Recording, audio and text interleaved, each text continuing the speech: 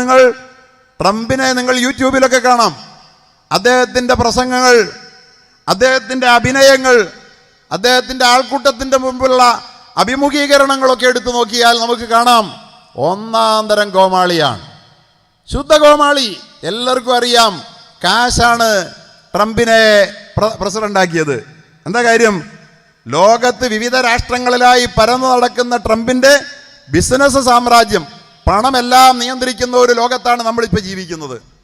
പണമുണ്ടോ, കാശുണ്ടോ, കാശുള്ളവൻ എന്തുമാകാം എന്ന നിലയിലേക്ക് വന്നു. കാശുള്ളവന് അധികാരികൾ കയ്യിലെടുക്കുന്നു.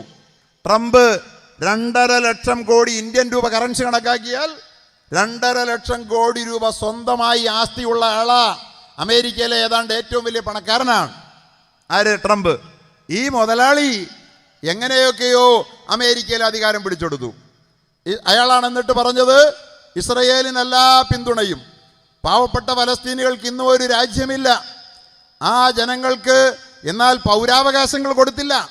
ഇവിടുത്തെ സംഭവങ്ങളിലേക്ക് ഇതിൻ്റെ സമാനതകളാണ്.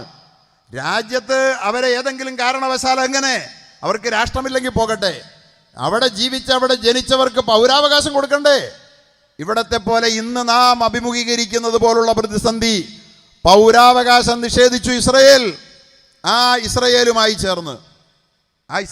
ചേർന്ന് അതുപോലെ തന്നെ ഇന്നിപ്പോൾ ആ 2 പേരുമാണ് ദൗർഭാഗ്യവശാൽ നമ്മുടെ രാജ്യത്തിൻ്റെ പ്രധാനമന്ത്രിയുടെ കൂട്ടുകാരന്മാർ. 2 പേരാ. ഒന്ന് ട്രംപ് ജി, രണ്ടാമത്തേത് നമ്മുടെ നെതന്യാഹു ജി, മൂന്നാമത്തേത് നമ്മുടെ മോഡി ജി. ഈ 3 ആളുകളും കൂടി ചേർന്ന് നമ്മുടെ രാജ്യത്ത് ലോകത്ത് നടപ്പിൽ വരുത്തിക്കൊണ്ടിരിക്കുന്ന അക്രമപരമായ പ്രവർത്തനങ്ങൾ, ഐക്യരാഷ്ട്രസഭയെ കരുവാക്കിക്കൊണ്ട് ട്രംപ് കളിക്കുന്ന കളി, അമേരിക്ക കളിക്കുന്ന കളി, ഫലസ്തീനുകൾക്കെതിരിൽ ഇസ്രയേൽ കളിക്കുന്ന കളി, അതിന് സമാനമായ ഒരു കളി നമ്മുടെ ഇന്ത്യ രാജ്യത്ത് നിന്ന് കളിക്കാൻ നമ്മുടെ പ്രധാനമന്ത്രിയെ നിയന്ത്രിക്കുന്ന അതിൻ്റെ രാഷ്ട്രീയ പ്രസ്ഥാനവുമൊക്കെ കൂടി ചേർന്ന് നടത്തിക്കൊണ്ടിരിക്കുന്ന ചില ഇടപെടലുകളുടെ ആഘാതമാണ് നമ്മൾ ഇന്ന് നമ്മുടെ രാജ്യത്ത് അനുഭവിച്ചുകൊണ്ടിരിക്കുന്നത്. രാജ്യത്തിനോ ദ്രോഹകരമല്ലാത്ത മറ്റ് രാജ്യങ്ങളുടെ പ്രശ്നങ്ങളിൽ ഒരു രാജ്യം ഇടപെടാൻ ശ്രമിക്കുക, അതോടൊപ്പം തന്നെ മറ്റ് രാജ്യങ്ങളിൽ ആധിപത്യം ഉറപ്പിക്കാൻ ശ്രമിക്കുക. അതിന് നമുക്കിന്നറിയാവുന്ന കൃത്യമായ പദമാണല്ലോ സാമ്രാജ്യത്വം. ലോകം മുഴുവൻ തൻ്റെ സാമ്രാജ്യം വ്യാപിപ്പിക്കുക എന്ന ലക്ഷ്യത്തോടെ അമേരിക്കയും ആ അമേരിക്കയ്ക്ക് ആശയസ്രോതസ്സായി വർത്തിക്കുന്ന ഇസ്രയേലും ഒക്കെ ചേർന്നുകൊണ്ട് ലോകത്ത് സൃഷ്ടിച്ചുകൊണ്ടിരിക്കുന്ന മാരകമായ പ്രതിസന്ധികൾ വളരെ ആഴമുള്ളതാണ്. അത് നമ്മളൊക്കെ ഇന്ന് കണ്ടും അനുഭവിച്ചും കൊണ്ടിരിക്കുകയാണ്. ഇന്ന് നമുക്കറിയാം, ലോകത്ത് നിലനിൽക്കുന്ന രാജ്യങ്ങൾ, ആ ലോകരാജ്യങ്ങളിൽ എവിടെയെങ്കിലും എന്തെങ്കിലും ഒരു പ്രശ്നമുണ്ടെങ്കിൽ അതെവിടെയും ആയിക്കൊള്ളട്ടെ, അത് പശ്ചിമേഷ്യയിൽ അല്ലെങ്കിൽ അഫ്ഗാനിസ്ഥാനിൽ, ഫലസ്തീനിൽ, ഇറാഖിൽ, പശ്ചിമേഷ്യൻ മേഖലകളിൽ, പാകിസ്ഥാനിലൊക്കെ, ലോകത്തിൻ്റെ ഏത് കോണിലെടുത്താലും ഇന്ന് ലോകത്തെ രാജ്യങ്ങളിൽ പ്രശ്നങ്ങളുണ്ടെങ്കിൽ അതിൻ്റെ ഒക്കെ പിന്നിൽ ഒരു കരം സാമ്രാജ്യത്വത്തിൻ്റേതുണ്ടെന്ന് നമുക്ക് കാണാം.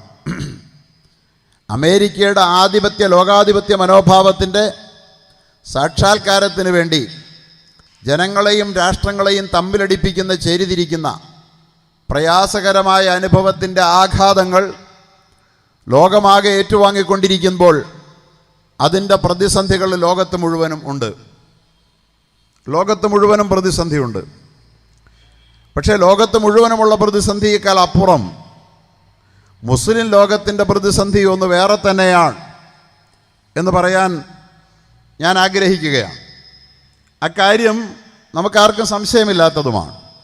ശത്രുവും മിത്രവും ഒരുപോലെ പറയുന്ന ഒരു കാര്യമുണ്ട്. മുസ്ലിമീങ്ങൾക്ക് എന്താ ഇത്ര വലിയ പ്രതിസന്ധി? മുസ്ലിമീങ്ങളാകെ പ്രതിസന്ധിയിലാണ്. സംശയമില്ലാത്ത കാര്യമാണ്. അതിനിടയിൽ ചില ചോദ്യം ഉയർന്നു വരുന്നുണ്ട്. ഇസ്ലാം മതവും മുസ്ലിങ്ങളും അത്ര നല്ല പുള്ളികളാണെങ്കിൽ, നല്ലവരാണെങ്കിൽ, ലോകത്ത് ഇത്രയും പ്രയാസവും പ്രതിസന്ധിയും മുസ്ലിങ്ങൾക്ക് വരാൻ എന്താ കാരണം? അങ്ങനെ വന്നുകൂടാത്തതല്ലേ എന്ന് ചോദിക്കുന്നവരുമുണ്ട്. ഇനി കഴിഞ്ഞ ദിവസം യൂട്യൂബിൽ ചില പ്രശ്നങ്ങളൊക്കെ, സമകാലിക പ്രശ്നങ്ങളോട് പ്രതികരിച്ചുകൊണ്ടൊക്കെ പറയും. അതിൻ്റെ അടിക്കുറിപ്പായി വരുന്ന പല കമൻറ്റുകളും വായിക്കുമ്പോൾ അതിലൊക്കെ ചോദിക്കുന്നത്, മുസ്ലിമീങ്ങൾ നല്ലവരാണെങ്കിൽ അവർക്ക് മാത്രം ലോകത്തെന്താ അത്ര പ്രശ്നം എന്നൊരു ചോദ്യം ലോകത്തുയർന്നു വരുന്നുണ്ട്. സഹോദരങ്ങളെ, ഇതൊക്കെ ചോദ്യങ്ങളാണ്, ജനങ്ങൾക്ക് സ്വാഭാവികമായും തോന്നിപ്പോകുന്ന ചില ചോദ്യങ്ങളാണ്. ചില ആളുകൾ ബോധപൂർവം ആ ചോദ്യങ്ങളെ ലോകത്തിൻ്റെ മുമ്പിൽ ഉയർത്തി വിടാൻ ശ്രമിക്കുന്നുമുണ്ട്. ഒരു കാര്യം വളരെ വ്യക്തമായി പറയാൻ ആഗ്രഹിക്കുകയാണ്. ലോകത്ത് ഇന്ന് ഒരു ഏകധ്രുവ ലോകം കെട്ടിപ്പടുക്കപ്പെട്ടിരിക്കുന്നു. അമേരിക്കൻ സാമ്രാജ്യത്വം അവൻ്റെ ലോകമേധാവിത്വം മറ്റ് രാഷ്ട്രങ്ങളെ കൊണ്ട് ഐക്യരാഷ്ട്രസഭയിലൂടെ അടിച്ചേൽപ്പിച്ചിരിക്കുന്നു. തൻ്റെ ഇഷ്ടത്തിന് വിരുദ്ധമായതൊന്നും ലോകത്ത് നടന്നുകൂടാ. ഐക്യരാഷ്ട്രസഭയിൽ വീറ്റോ പവർ ഉപയോഗിക്കുന്നു. വീറ്റോ പവർ ഉപയോഗിക്കുകയാണ്. ഐക്യരാഷ്ട്രസഭയിലെ 198 അംഗരാഷ്ട്രങ്ങൾ എല്ലാം കൂടി ചേർന്നൊരു കാര്യം തീരുമാനിച്ചാൽ അത് ലോക സാമ്രാജ്യത്വത്തിൻ്റെ അപ്പോസ്തലനായ തലവനായ അമേരിക്കയ്ക്ക് ഹിതകരമല്ലെങ്കിൽ അവനതിനെ വീറ്റോ ചെയ്യും. അവിടെ നീതി ന്യായവും പ്രശ്നമല്ല. ചുരുക്കത്തിൽ ലോകത്ത് നീതിക്കല്ല സ്ഥാനം, പിന്നെന്തിനാ? ആയുധ കൂമ്പാരത്തിനാണ്, കയ്യൂക്കിനാണ് കാര്യം എന്ന ഒരു സംസ്കാരം നാം ജീവിച്ചുകൊണ്ടിരിക്കുന്ന ലോകത്ത് ഇന്ന് സാമ്രാജ്യത്വം വ്യാപിപ്പിച്ചുകൊണ്ടിരിക്കുകയാണ്. കയ്യൂക്കുള്ളവൻ കാര്യക്കാരൻ എന്നുള്ളത്, പ്രിയപ്പെട്ടവരെ, ഇന്നലകളിൽ കാട്ടിലെ കരിനിയമമായി നമ്മൾ തള്ളിക്കളഞ്ഞതായിരുന്നു. കയ്യൂക്കുള്ളവൻ കാര്യക്കാരൻ എന്നുള്ളത് കാട്ടിലെ കരിനിയമമാണ്. അത് നാട്ടിലുള്ളതല്ല, അത് മനുഷ്യർക്കുള്ളതല്ലെന്ന് പറഞ്ഞ് മാനവരാശി നിരാകരിച്ച ആ കയ്യൂക്കുള്ളവൻ കാര്യക്കാരൻ എന്ന ആശയത്തിന് ഇന്ന് ഐക്യരാഷ്ട്രസഭയുടെ സമ്പൂർണ്ണ പിൻബലമുണ്ട് എന്ന് വരുമ്പോൾ ലോകത്ത് നിലനിൽക്കുന്നത് നീതിയാണോ? നമ്മൾ പ്രശ്നത്തെ ശരിയായ അർത്ഥത്തിൽ വിലയിരുത്തണം. ലോകം മുഴുവൻ നല്ല വഴിയെ പോകുമ്പോൾ കുറേ മുസ്ലിങ്ങൾ മാത്രം വഴിമാറിപ്പോകുന്നു, അതുകൊണ്ട് മുസ്ലിങ്ങൾക്ക് പ്രശ്നമാണ് എന്ന് ചില ആളുകൾ അറിഞ്ഞും ചില ആളുകൾ അറിയാതെയും പ്രചരിപ്പിച്ചുകൊണ്ടിരിക്കുമ്പോൾ നമുക്ക് പറയാനുള്ളത്, ലോകത്ത് മുസ്ലിമീങ്ങൾക്ക് പ്രശ്നം ഇക്കാലത്തുണ്ടായേ പറ്റൂ എന്നാണ്. ബഹുമാന്യനായ ശ്രീ രാമഭദ്രൻ അവർ പറയുകയുണ്ടായി, മുസ്ലിമീങ്ങൾക്ക് അങ്ങനെ അടങ്ങാൻ പറ്റില്ല. ലോകോദ്ധാരണത്തിന് ഏറ്റവും സഹായകമായ ഉജ്ജ്വലമായ ഒരു ഗ്രന്ഥം കയ്യിലുള്ള മുസ്ലിമീങ്ങൾ അനീതി കണ്ടാൽ അനീതിയോട് സന്ധി ചെയ്യാതെ അനീതിയെ അനീതിയാണെന്ന് അക്ഷരാർത്ഥത്തിൽ വിളിച്ചു പറയാൻ ബാധ്യസ്ഥരായ ഒരു ജനത എന്ന നിലയിൽ ലോകം അനീതിക്ക് കീഴ്പ്പെടുമ്പോൾ അതിൻ്റെ പ്രത്യാഘാതം ഏറ്റവും കൂടുതൽ ഏറ്റെടുക്കേണ്ടി വരിക മുസ്ലിങ്ങൾ തന്നെയാണ്. യാതൊരു സംശയമില്ല. ലോകം അനീതിക്ക് കീഴ്പ്പെട്ടിട്ടുണ്ട് എന്ന് ഞാൻ പറയുകയാണ്. ഇല്ലെന്ന് പറയാൻ വല്ലവർക്കും പറ്റുമോ? ലോകത്ത് അമേരിക്കയ്ക്ക് ഇഷ്ടമില്ലാത്തൊരു കാര്യം ലോകത്ത് അമേരിക്ക വെച്ച് പൊറുപ്പിക്കുമോ? നോക്കൂ, 7 മുസ്ലിം രാജ്യങ്ങളിൽ നിന്നൊരാളെയും തൻ്റെ രാജ്യത്തേക്ക് പ്രവേശിപ്പിക്കില്ല എന്ന് ലോകത്തിൻ്റെ കൺമുമ്പിൽ, ലോകത്തൊരു പക്ഷേ ഇന്ന് ഏറ്റവും അധികം ജനസംഖ്യയിലേക്ക് നടന്നെടുത്തുകൊണ്ടിരിക്കുന്ന, ഇപ്പോൾ ക്രിസ്ത്യാനിറ്റിയാണെന്നാണ് പറയുക, ആ ക്രിസ്ത്യാനിറ്റിയോടൊപ്പം 2070 ആണ്ടാകുമ്പോൾ ഏറ്റവും വലിയ ജനസംഖ്യ മുസ്ലിമീങ്ങളുടേതാകുമെന്ന് അമേരിക്കയിലെ പ്യൂ റിസർച്ച് സെൻറ്റർ വെളിപ്പെടുത്തിയതായി നമ്മുടെ വാർത്താ മാധ്യമങ്ങളിലൊക്കെ വരികയും നമ്മുടെ കേരളത്തിലെ മന്ത്രി അത് എടുത്തു പറയുകയും ഒരു ടി വിക്ക് മുമ്പിൽ എടുത്തു പറയുകയും ഒക്കെ ചെയ്തത്, അത് മറ്റൊരു ടി വിയുമല്ല, ജനം ടി വി കൂടിയാ ഒക്കെ ചെയ്ത ആ വാർത്തകൾ നമ്മൾ കേൾക്കുന്നുണ്ട്. അപ്പോൾ ഇത്രയും വലിയ ഒരു ജനസമുദായത്തിൻ്റെ, ഒരു സമൂഹത്തിൻ്റെ, അവർ ഭൂരിപക്ഷം വരുന്ന സുഡാൻ, ഇറാൻ പോലുള്ള രാജ്യങ്ങളിൽ നിന്നുള്ള ആളുകളെ, സോമാലിയൊക്കെ, അങ്ങനെയുള്ള രാജ്യങ്ങളിൽ നിന്ന് ഒരാൾ പോലും എൻ്റെ രാജ്യത്ത് പ്രവേശനം അനുവദിക്കില്ല എന്ന് പറയുന്ന നിലയിൽ വിസ അനുവദിക്കില്ലെന്ന് പറയും ലോകം നിയന്ത്രിക്കുന്ന ഒരു രാജ്യം പ്രഖ്യാപിക്കുമ്പോൾ എന്ന് പറഞ്ഞാൽ എന്താ? ആ രാജ്യത്തിൻ്റെ മുഴുവൻ പ്രജകളും മോശക്കാരാണെന്നാണ്. അതാണല്ലോ പറയുന്നതിൻ്റെ അർത്ഥം. ഒരു രാജ്യത്ത് ജീവിക്കുന്ന മുഴുവൻ ആളുകളും ആകുമോ? ഇപ്പറയപ്പെട്ട രാജ്യങ്ങളെല്ലാം ലോകത്തിന് എന്തെങ്കിലും ഭീഷണി ഉണ്ടാക്കിയെന്ന് ആരും പറഞ്ഞും കേട്ടിട്ടില്ല. അപ്പോൾ എന്നിട്ടും ഇത്രയും വളരെ ഏകപക്ഷീയമായി, വിവേചനപരമായി, വർഗീയമായി ലോകത്തെ ഭിന്നിപ്പിക്കുന്ന വിധത്തിൽ അമേരിക്കൻ സാമ്രാജ്യത്വം പ്രവർത്തിക്കുമ്പോൾ അതിനെതിരിൽ ലോകത്ത് പ്രതിഷേധം ഉയർന്നു വരേണ്ടതുണ്ട്. പക്ഷേ പ്രതിഷേധം വരുന്നില്ല. എന്താ കാര്യം? ശക്തിക്ക് മുമ്പിൽ അധികാരത്തിന് മുമ്പിൽ, ഭൂരിപക്ഷത്തിന് മുമ്പിൽ, അതുപോലെ തന്നെ ആയുധ കൂമ്പാരങ്ങൾക്ക് മുമ്പിൽ വാ തുറന്ന് മിണ്ടാൻ മാത്രം ഇന്ന് മനുഷ്യ സമൂഹത്തിൽ ആർജവമുള്ള നേതാക്കന്മാരും രാഷ്ട്രങ്ങളുടെയും എണ്ണം കുറയുകയാണ്. അതല്ലേ അതിന് കാരണം? വേറെ വല്ലതും ഉണ്ടോ? അല്ലേ എല്ലാവരും ഭൂരിപക്ഷം, ഐക്യരാഷ്ട്രസഭയിലെ ഭൂരിപക്ഷം ഒരു കാര്യം തീരുമാനിക്കുന്നു, പക്ഷെ അമേരിക്ക വീറ്റോ ചെയ്യും എനിക്കിഷ്ടമില്ലെങ്കിൽ എന്ന് പറഞ്ഞാൽ ഇതെന്ത് കാടത്തമാണ്, തീവട്ടിക്കൊള്ളയാന്ന് ചോദിക്കാൻ ആരുമില്ല ഇവിടെ. അപ്പം ലോകത്ത് ഞാൻ പറഞ്ഞു വരുന്നത് അനീതിയുടെ ഒരു ലോകം ഇവിടെ കെട്ടിപ്പടുക്കപ്പെടുകയാണ്. അത് അവസാന നാളിൽ സംഭവിക്കുമെന്ന് മുഹമ്മദുർ റസൂലുള്ളാഹി പറഞ്ഞിട്ടുണ്ട്. ലോകത്ത് നീതി സമ്മാനിക്കാൻ ഒരു വിമോചകൻ വരും. പിന്നീട് ഇമാം മഹദിയുടെ ആഗമനത്തെക്കുറിച്ച് പരാമർശിച്ചപ്പോൾ പുണ്യ റസൂലുള്ളാഹി പറയുകയുണ്ടായി, തംലഉൽ അർളു യംലഉൽ അർളു ജൗറം വളുൽമ, ലോകം അക്രമവും അനീതിയും കൊണ്ട് നിറയും. ലോകം അക്രമവും അനീതിയും കൊണ്ട് നിറയും. അക്രമമല്ലാതെ അനീതിയല്ലാതെ ലോകത്തില്ലാത്തൊന്ന് വരും. അക്രമത്തിനെതിരിൽ മിണ്ടാൻ ആളില്ലാതെ വരും. മിണ്ടുന്നവൻ്റെ പ്രതികരണ ശേഷിയെ നിർവീര്യമാക്കും, മിണ്ടുന്നവനെ ഭീകരനാക്കും, മിണ്ടുന്നവനെ തീവ്രവാദിയാക്കും. അങ്ങനെ എല്ലാവരും സ്വയം സുരക്ഷിതത്വത്തിന് വേണ്ടി ഭീരുത്വത്തിൻ്റെ മാളത്തിൽ ഒളിക്കുന്ന ഒരു കാലം ലോകം വരും. അന്ന് ലോകത്ത് അക്രമവും അനീതിയും തേർവാഴ്ച നടത്തും. ഹദീസ് അങ്ങനെയാണ്, തുംലഉൽ അർളു, ഭൂമി നിറയ്ക്കപ്പെടും, ജൗറം ളുൽമ, അക്രമവും അനീതിയും കൊണ്ട്. ലോകം നിറയ്ക്കപ്പെട്ടില്ലേ അക്രമവും അനീതിയും കൊണ്ട്? ലോകത്തെ എത്ര യുദ്ധങ്ങൾ, ഇറാഖിലടക്കം സദ്ദാം ഹുസൈൻ മാരകായുധം ഉണ്ടാക്കിയെന്ന്. സത്യത്തിൽ സദ്ദാം ഹുസൈൻ മാരകായുധം ഒന്നും ഉണ്ടാക്കിയില്ലെന്ന് പിന്നെ എല്ലാവരും പറഞ്ഞില്ലേ, സമ്മതിച്ചില്ലേ? അത് പറഞ്ഞൊരു രാജ്യത്തെ തകർത്തില്ലേ? ഒരു വലിയ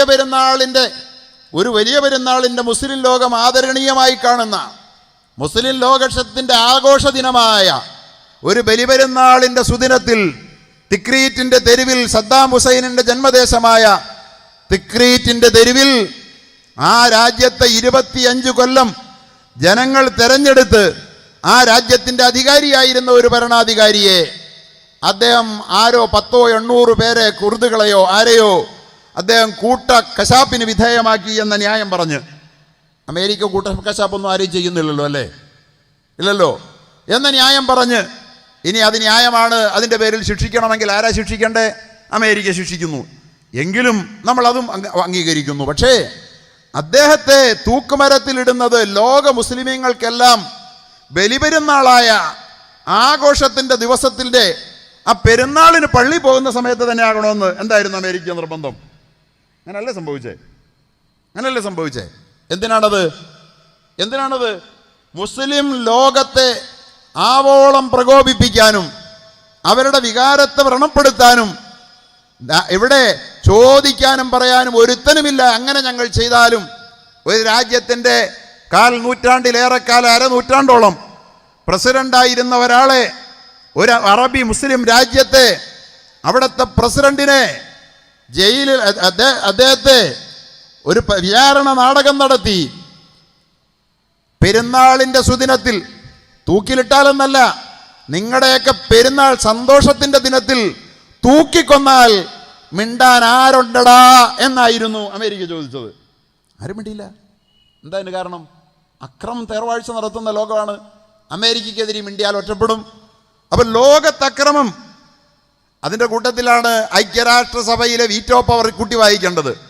നമ്മുടെ രാജ്യത്തിൻ്റെ ഒക്കെ പ്രതിനിധികൾ ഐക്യരാഷ്ട്രസഭയിൽ പോയിട്ട് അവരെല്ലാം എടുത്ത നിലപാടിനെതിരിൽ അമേരിക്ക UN-ൽ US ഒരു തീരുമാനം എടുക്കുമ്പോൾ ഇതെന്ത് ജനാധിപത്യമാണ്? ഇപ്പം എല്ലാവരും ജനാധിപത്യത്തിന് വേണ്ടിയല്ലേ? ജനാധിപത്യത്തിനെതിരിൽ ആരെങ്കിലും മിണ്ടിയാൽ അവൻ തീവ്രവാദിയാണല്ലോ. നമ്മളാരും ജനാധിപത്യത്തിനെതിരെ പറയാറുമില്ല. നമുക്കാർക്കും ജനാധിപത്യത്തോട് സ്നേഹം തന്നെയാണ്. പക്ഷേ ജനാധിപത്യത്തിനുണ്ടൊരു ദോഷം. ജനത്തിൻ്റെ ആധിപത്യമാണ് ജനാധിപത്യമെങ്കിൽ ജനം നല്ലവരാകുമ്പോഴേ ജനാധിപത്യം നന്നാവുള്ളൂ.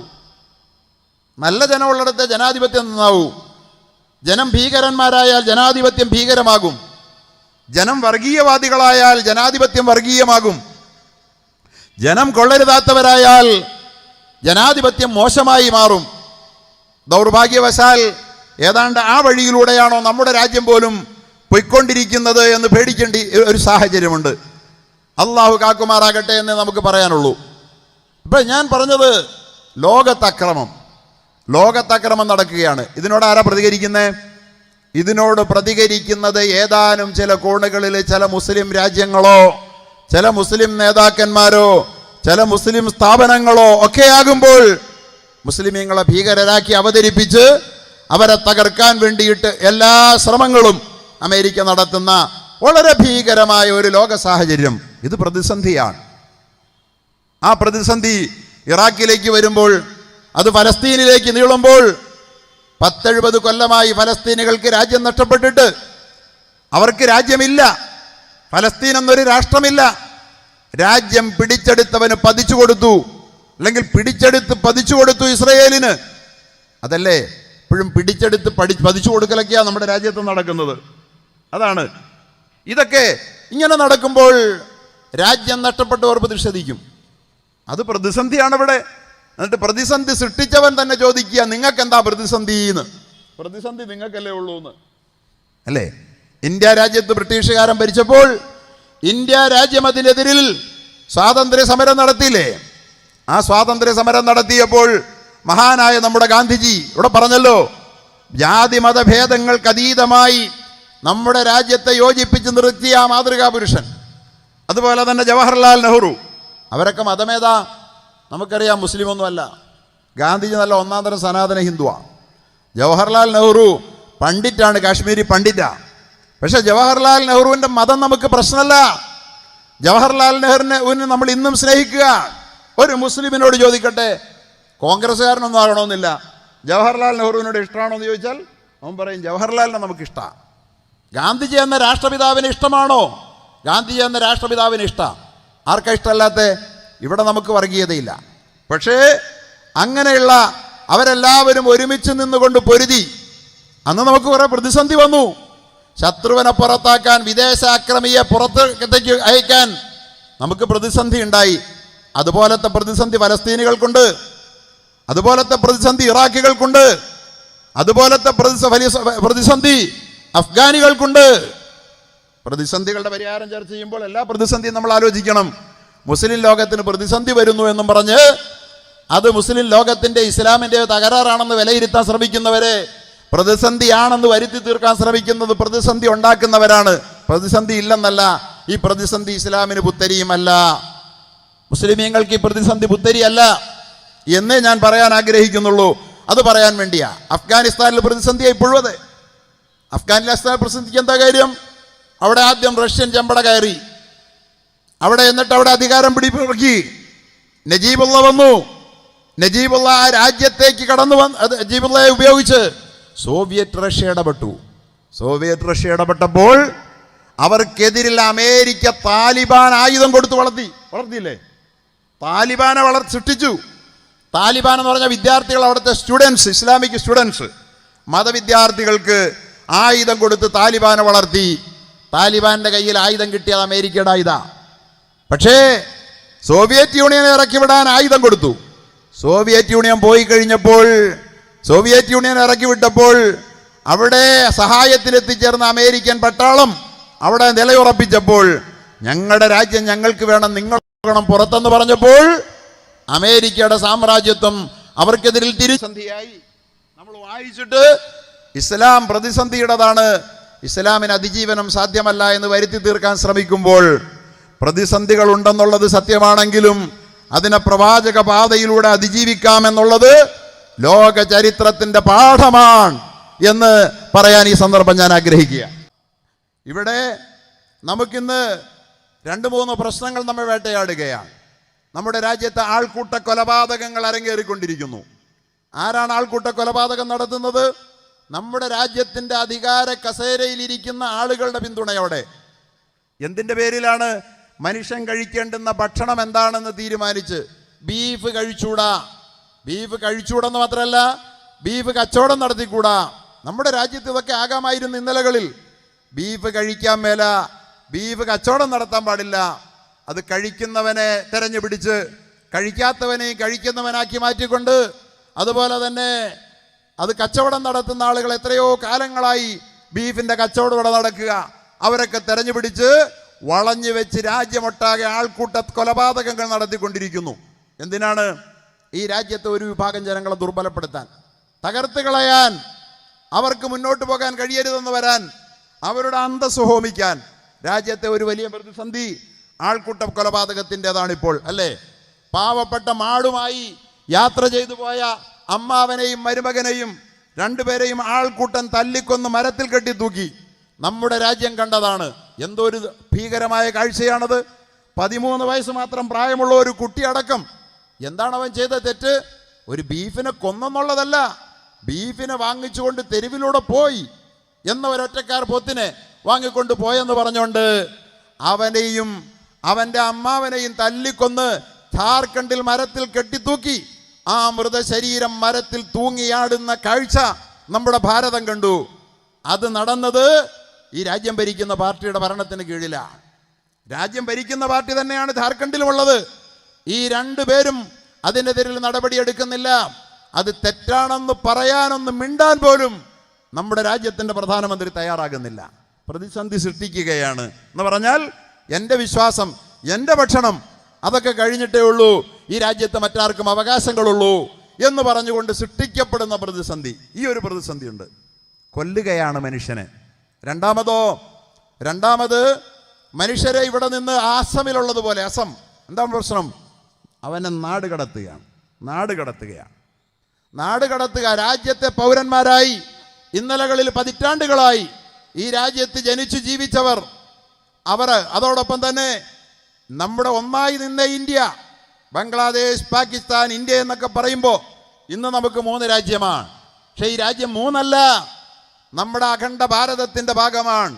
ഒന്നായി നിന്ന നമ്മുടെ ഇന്ത്യയെ സ്വാതന്ത്ര്യം നമ്മൾ വിദേശികളോട് ചോദിച്ച് മേടിച്ചപ്പോൾ ബ്രിട്ടീഷുകാരെ പുറത്താക്കിയതിൻ്റെ പക തീർക്കാൻ വേണ്ടി നമുക്കൊരിക്കലും സ്വൈരത്തോടു കൂടി ജീവിക്കാൻ കഴിയാതിരിക്കാൻ ആ സ്വാതന്ത്ര്യം കിട്ടിയ അന്നത്തെ രാത്രിയിൽ നമ്മളെ 2 രാജ്യമാക്കി വിദേശികൾ വെട്ടിപ്പിളർന്നു, അല്ലേ?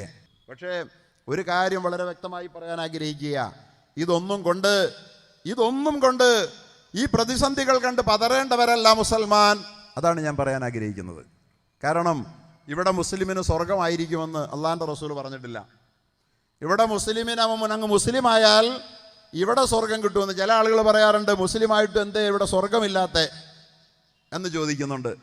മുസ്ലിമിന് സ്വർഗം കിട്ടുന്നത് മരണാനന്തര ജീവിതത്തിലാണ്. അദ്ദുന്യാ സിജുനുൽ മുഅ്മിനി വജന്നത്തുൽ കാഫിർ. ഈ ഭൗതിക ലോകമെന്നുള്ളത് സത്യവിശ്വാസിക്കൊരു തടവറയാണ്, ഒരു വിശാല ജയിലാണെന്ന് മുഹമ്മദ് മുസ്തഫ സല്ലല്ലാഹു അലൈഹി വസല്ലം പറഞ്ഞിട്ടുണ്ട്.